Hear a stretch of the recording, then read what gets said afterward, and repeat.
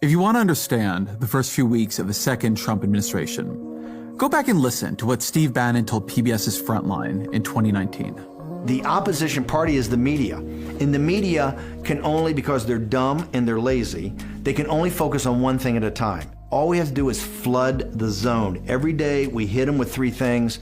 They'll bite on one and we'll get all of our stuff done. Bang, bang, bang. These guys will never be able to recover, but we gotta start with muzzle velocity. So it's gotta start, it's gotta hammer, it's gotta, muzzle velocity. Muzzle velocity. Bannon's insight there is real. Focus is a fundamental substance of democracy. It is particularly the substance of opposition. People largely learn of what the government is doing through the media. So if you overwhelm the media... A record-setting number of executive orders. Everybody pardoned. Violence, non-violence. Including assaulting police officers. Birthright citizenship. We live in unprecedented times right now. If you keep it moving from one thing to the next... So far, so good. Is this legal? If you give it too many places it needs to look. You've never been deported before? All at once. All federal grants and loans will be halted. Look, there is a purge happening. Frankly, unprecedented in its nature. Guantanamo. DEI. The Gulf of America. No coherent opposition can really emerge. It is hard to even think coherently. Donald Trump's first 2 weeks in the White House have followed Bannon's strategy like a script. The flood is a point. The overwhelm is a point. The message wasn't in any one executive order or announcement. It was in the cumulative effect of all of them. The sense that this is Trump's country now. It is his government now. It follows his will. It does what he wants. That he is limitless. If he says that birthright citizenship is over, then it's over. Or so he wants you to think. In Trump's first term, people said, don't normalize him. In a second, though, the task, I think, is a little bit clearer. Don't believe him. Because Trump knows the power of marketing, the power of belief. If you make people believe something is true, you make it likelier that it becomes true. He clawed his way back to great wealth by playing a fearsome billionaire on TV. He remade himself as a winner after the 2020 election by refusing to admit he had ever lost. The American presidency is a limited office. But Trump has never wanted to be president. What he's always wanted to be is king. And his plan this time is to first play king on TV. If we believe he is already king, if we believe he already has all that power, we'll be likelier to let him govern as a king. We will then give him that power. Don't believe him. Trump has real powers, but they are the powers of the presidency, the powers Joe Biden had, the powers Barack Obama had. The pardon power is vast and unrestricted, and so he could indeed pardon the January 6th rioters. Federal security protection is under the discretion of the executive branch. And so yes, Trump could remove protection from Anthony Fauci and Mike Pompeo and John Bolton and Mark Milley, and even Brian Hook, this largely unknown former State Department official who's under threat from Iran, who even donated time to Trump's transition team. I would be very happy to put President Trump's record in the Middle East against any other president. All of this, it was an act of astonishing cruelty and callousness. This from a man who nearly died by an assassin's bullet months ago. As much as anything ever has been, this, to me, this was an X-ray of the smallness of Trump's soul. But it was an act that was within his official power. But the president cannot rewrite the Constitution. Within days, his birthright citizenship order was frozen by a judge, by a Reagan appointee, who told Trump's lawyers, I have difficulty understanding how a member of the bar would state unequivocally that this is a constitutional order. It just boggles my mind. Then, a judge froze Trump's spending freeze. He froze it even before it went into full effect. And shortly thereafter, the Trump administration rescinded the entire order, in part to avoid a court case that it seemed pretty clear they would lose. What Bannon wanted, what the Trump administration wants, is to keep everything moving fast. Muzzle velocity. If you're always consumed by the next outrage, you can't look closely at the last one. Then the impression of Trump's power remains, and the fact that he keeps stepping on rakes is missed. The projection of strength obscures the reality of weakness. Don't believe him. You can see this a few ways. Is Trump playing a part Is he making a bet, or is he triggering a crisis? Those, I think, are the options. And I'm not certain that even he knows the answer. Trump has always been an improviser. But if you take it as a bet, a calculation, then here is a bet he's making. Maybe this Supreme Court, stocked with his appointees, gives him powers no peacetime president has ever possessed.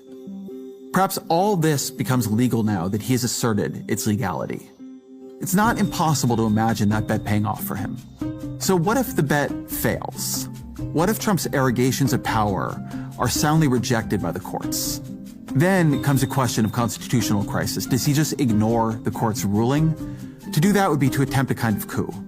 I wonder if they have the stomach for that. The withdrawal of the OMB order, to me, suggests they don't. Because bravado aside, Trump's political capital is thin. Gallup has Trump's approval rating at 47%. That is about 10 points beneath Joe Biden in January of 2021. Both in his first and his second terms, he entered office with approval ratings below that of any other president in the modern era. And so I thought these defenses of Trump's firings were telling. It is the belief of this White House and the White House counsel's office that the president was within his executive authority to do that. The law says he's supposed to give you 30 days notice. He didn't do that. Do you think he violated the law? Well, technically, yeah. Do you believe that it's legal? By definition, it's his administration. They work for him at the pleasure of the president. And if it's illegal, it should be legal. So then ask yourself, why isn't Trump trying to make it legal? There is a reason Trump is doing all this through executive orders rather than submitting these same directives as legislation to pass through Congress. A more powerful executive could convince Congress to eliminate the spending he opposes, or to reform the civil service to give him the powers of hiring and firing that he seeks. And there's a good reason to do that. To write these changes into legislation would make them both more durable and would allow him to argue their merits in a more strategic way. He would be reforming the entire system. But Republicans at the moment, they have only a 3-seat edge in the House, smallest majority since the Great Depression. They have a 53-seat majority in the Senate. Trump is obviously doing nothing to reach out to Democrats. If Trump tried to pass this agenda as legislation, it would fail, and that would make Trump look weak. And Trump doesn't want to look weak. He remembers John McCain humiliating him in his first term by casting the deciding vote against Obamacare repeal. Congress is a place where you can lose.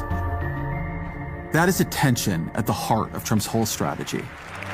Today, I will sign a series of historic executive orders.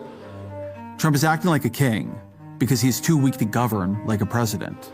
With these actions, we will begin the complete restoration of America and the revolution of common sense. This flurry of activity, it's meant to suggest the existence of a plan. But the closer you look, even at this first 2 weeks, the less true it seems. They are scrambling and flailing already. They are leaking against each other in the press already. We learned that the OMB directive was drafted reportedly without the input or oversight of key Trump officials. It didn't go through the proper approval process, an administration official told the Washington Post.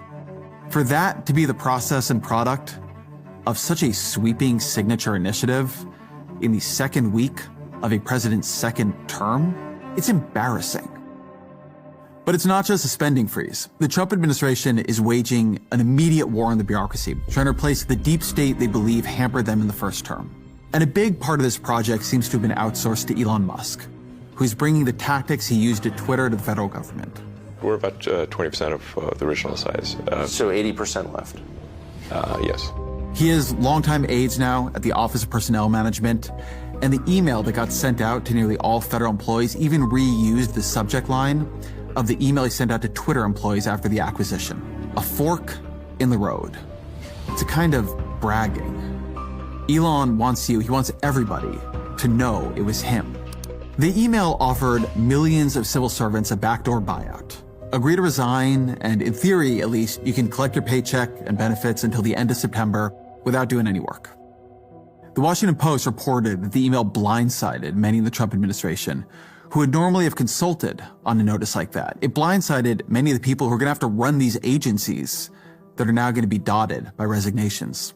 I suspect Musk thinks of the federal workforce as this huge mass of woke and largely useless ideologues. For most federal workers, they have very little to do with politics. About 16% of them work in healthcare. These are nurses and doctors who work for the Veterans Affairs Department.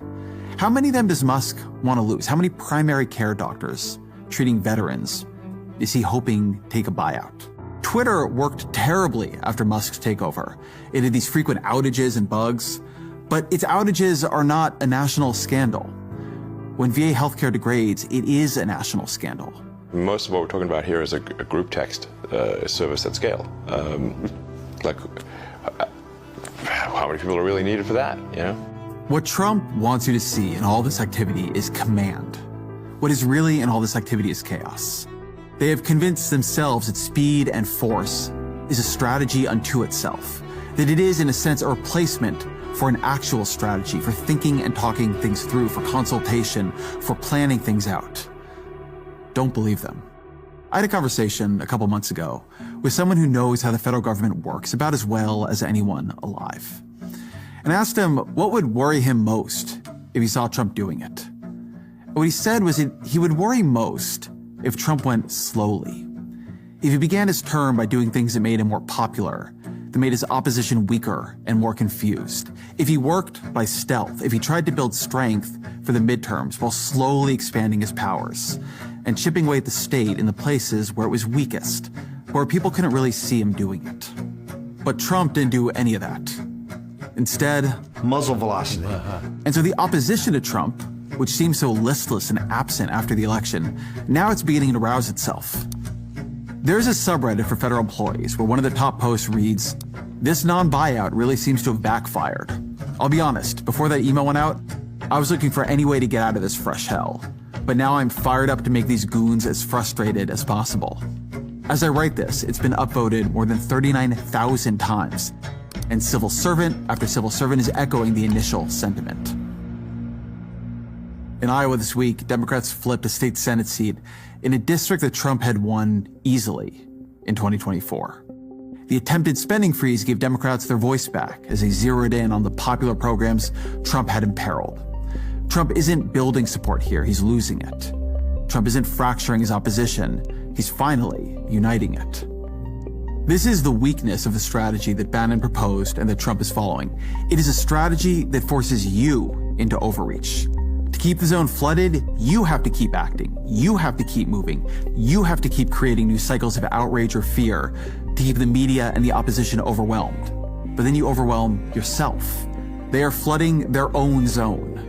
I don't know that Trump sees his own fork in the road coming. He may believe he's a power he is claiming. That would be a mistake on his part. It would be a self-deception that could doom his presidency. But the real threat is if he convinces the rest of us to believe he has power he does not have. The first 2 weeks of his presidency have not shown his strength. He is trying to overwhelm you. He is trying to keep you off balance. He is trying to convince you of something that isn't true. Don't believe him.